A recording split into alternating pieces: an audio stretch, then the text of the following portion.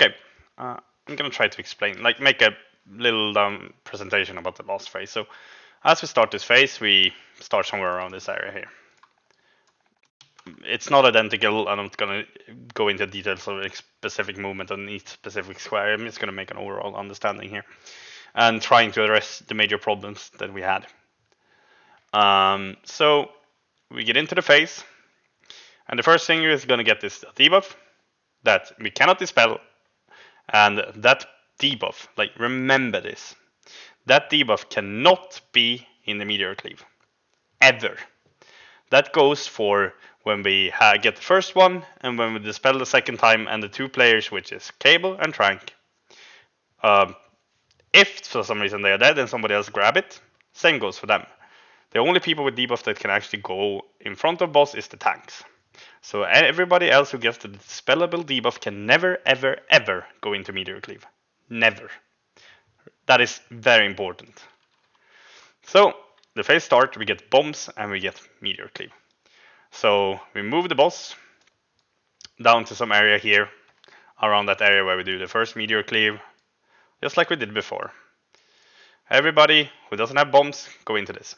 The person with the debuff can get bombs.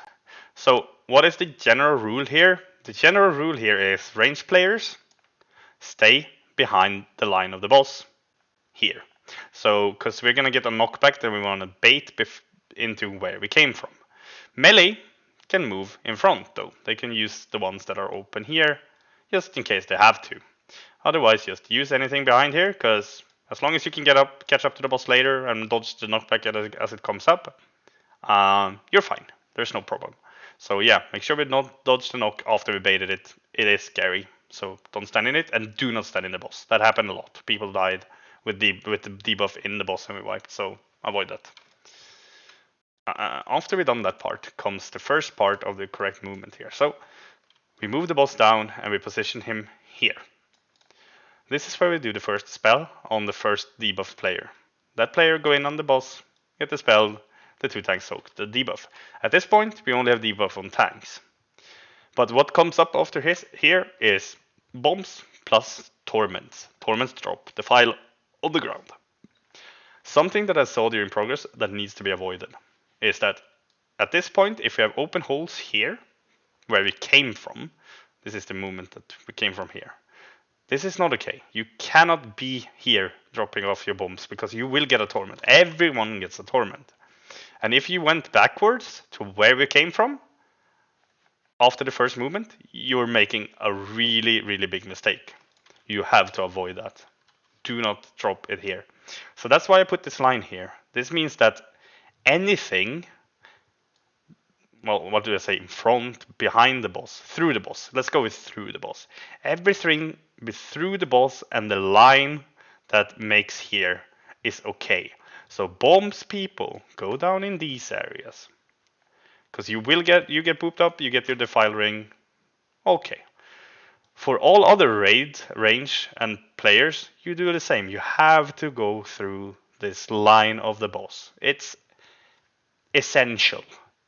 Because we don't want the knockback to go on the opposite side, and we don't want defiles in that area, because we are going back there. The first move is up here, down. That's the first move. The second move, we are starting to move backwards. So go through this line, place all your defiles on this side of the boss.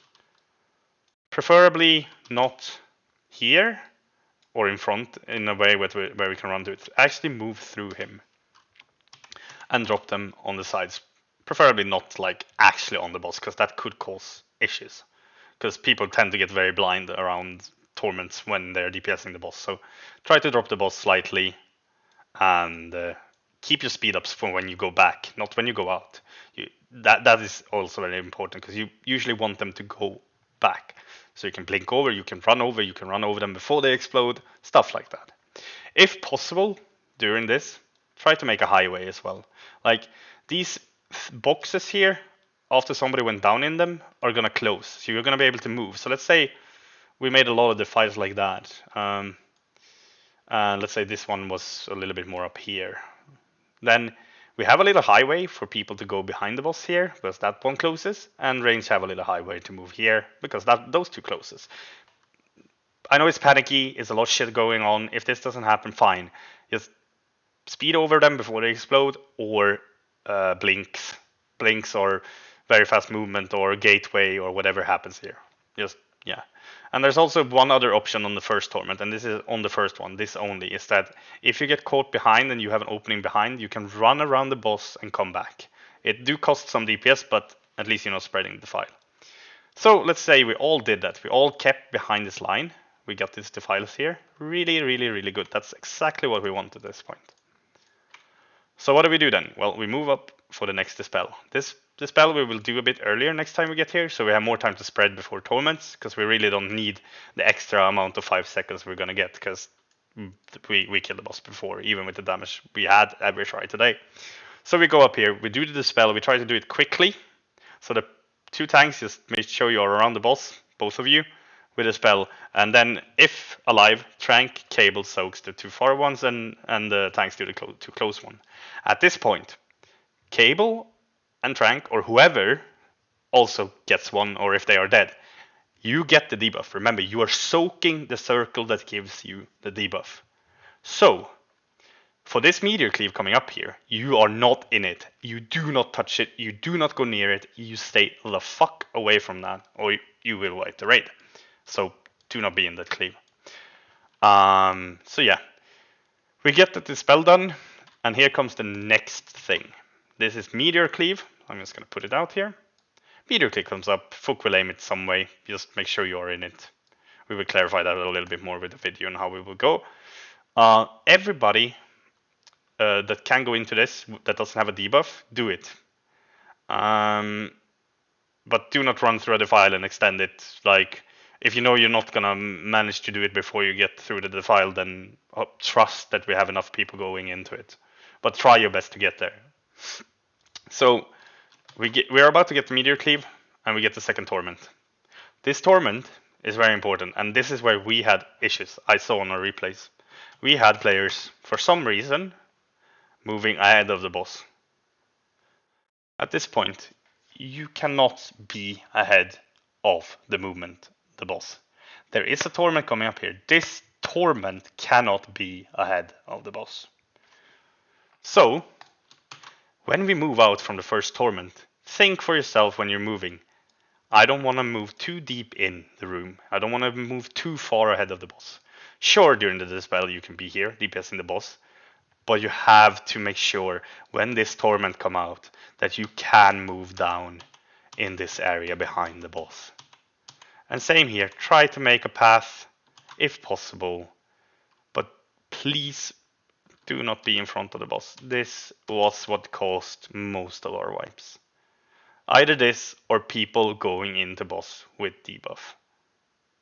Intermediately with debuff. And remember, you cannot stand under the boss. And at this one, we also have so much more space. I would highly recommend that when we soaked, range already move up here. You can actually go kind of far. Like, let's say something like that. You can use this whole upper area here. So soak, spread. Use this area. Use it.